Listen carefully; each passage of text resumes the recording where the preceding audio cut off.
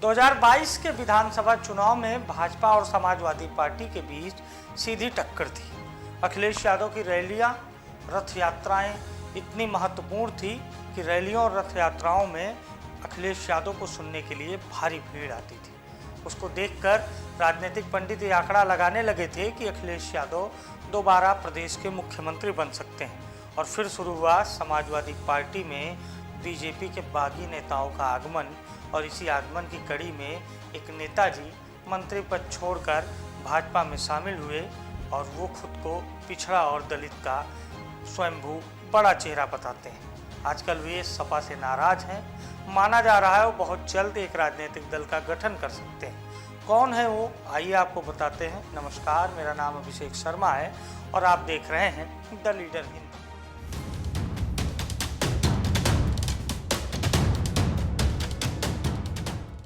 विधानसभा के चुनाव में भाजपा और सपा के बीच कांटे की टक्कर थी।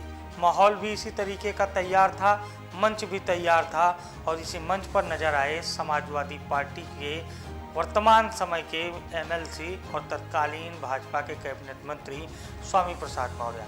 लाओ लश्कर दलबल के साथ स्वामी प्रसाद मौर्य ने समाजवादी पार्टी ज्वाइन कर ली और बीजेपी पर दलित पिछड़ा विरोधी होने का आरोप लगाया।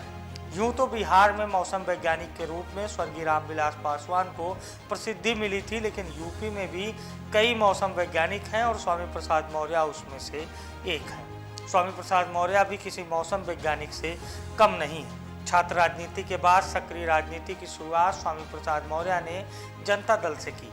मायावती के मुख्यमंत्री बनने के बाद वो बसपा में शामिल हुए और बसपा से ये सफ़र भाजपा पहुंचा और भाजपा से समाजवादी पार्टी, यानी स्वामी प्रसाद मौर्य ने भी राजनीति में घाट घाट का पानी पिया। 5 बार विधायक, मंत्री, नेता, विपक्ष, इतना सब कुछ राजनीतिक जीवन में हासिल करने वाले स्वामी प्रसाद मौर्य इन दिनों समाजवादी पार्टी से नाराज बताए जा रहे हैं। वजह है स्वामी प्रसाद मौर्य की बयानबाजी पर समाजवादी पार्टी का स्वामी को समर्थन न करना। वर्ष 2023 जनवरी के महीने में स्वामी प्रसाद मौर्य ने बिहार के तत्कालीन शिक्षा मंत्री चंद्रशेखर की बात का समर्थन करते हुए रामचरितमानस व सनातन धर्म पर जमकर टिप्पणी की, जिससे स्वामी प्रसाद मौर्य का समाजवादी पार्टी के बाहर और समाजवादी पार्टी के भीतर विरोध तेज हुआ। यह टिप्पणी राम मंदिर निर्माण और राम मंदिर प्राण प्रतिष्ठा के साथ भगवान राम पर की गई और सनातन धर्म पर स्वामी प्रसाद मौर्य की ओर से जमकर निशाना साधा गया। हालांकि समाजवादी पार्टी ने स्वामी प्रसाद मौर्य को उनके कद के हिसाब से राजनीतिक सम्मान भी दिया था। 2022 के विधानसभा चुनाव में जब वो सपा में शामिल हुए थे तो सपा के टिकट से चुनाव हार गए थे। तब उन्हें समाजवादी पार्टी ने अपने कोटे से विधान परिषद भेजा। अखिलेश यादव ने संगठन विस्तार में उन्हें राष्ट्रीय महासचिव भी बनाया।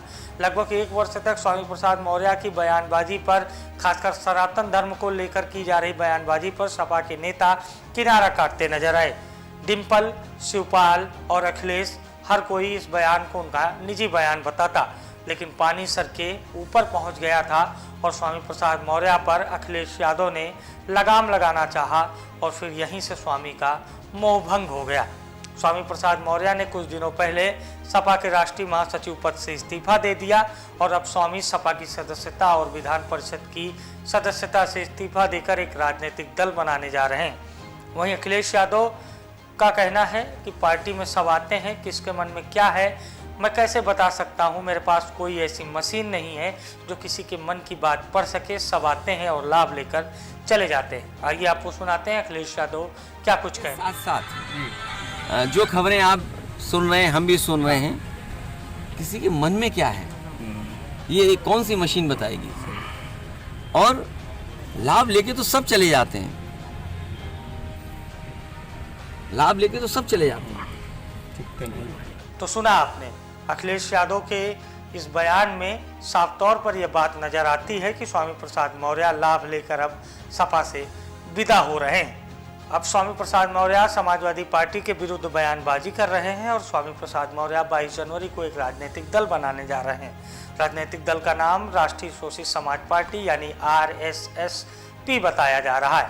स्वामी प्रसाद मौर्य अपने चिर परिचित अंदाज में अखिलेश यादव पर भी जमकर निशाना साध रहे हैं। स्वामी प्रसाद मौर्य का दावा है कि पार्टी ने उनके बयानों को निजी बताया, लेकिन एक राष्ट्रीय महासचिव का बयान निजी कैसे हो सकता है। स्वामी का दावा है सपा से उनको कोई लाभ नहीं हुआ, जबकि उनसे सपा को लाभ हुआ। आइए आपको सुनाते हैं स्वामी प्रसाद मौर्य ने क्या कुछ दावा किया है। बहुजन समाज पार्टी से आने वाले नेताओं के फलस्वरूप ही हुई है, इसलिए अगर देने की बात होती है तो मैंने उनको दिया है, उनका वोट बढ़ाया है। जो कभी समाजवादी पार्टी से नहीं जुड़ते थे उनको भी जोड़ा है, लेकिन जब वहां पर मेरे अभियान का मजाक बनाया जाने लगा, तमाम शुरभैये नेता से चिल्ली बहारने लगे, बड़ी बड़ी बातें करने लगे, राष्ट्रीय अध्यक्ष जी को अवगत करने के बावजूद भी उस पर लगाम लगाने के बजाय आज मेरे पत्र को भी गंभीरता से न लिया जाना इस बात का प्रतीक है कि कहीं न कहीं ऐसे तत्वों के पीछे अखिलेश जी का साथ था। अन्यथा अगर ईमानदारी से समाजवादी पार्टी की जनधार को बढ़ाने के प्रश्न में होते तो उन पर समय रहते अनुशासनहीनता का कार्रवाई करते। लेकिन बहरहाल वो जो कुछ भी हमें दिए हैं कुछ तो वापस कर दिया, कुछ वापस हो जाएगा। अब माना जा रहा है कि स्वामी प्रसाद मौर्य का सपा से इस्तीफा तय है और स्वामी प्रसाद मौर्य 22 फरवरी को अपनी राजनीतिक पार्टी बना रहे हैं। लेकिन स्वामी प्रसाद मौर्य ने एक वर्ष में जिस तरह से बयानबाजी की, उससे क्या समाजवादी पार्टी को नुकसान हुआ या फिर समाजवादी पार्टी का वोट बैंक बढ़ा, ये सबसे बड़ा सवाल है जिसका प्रदेश की जनता और समाजवादी समर्थक जवाब जानना चाहते हैं। आपका क्या राय है, आपका क्या जवाब है, हमें कमेंट करके बताएं। देखते रहिए द लीडर हिंदी। नमस्कार।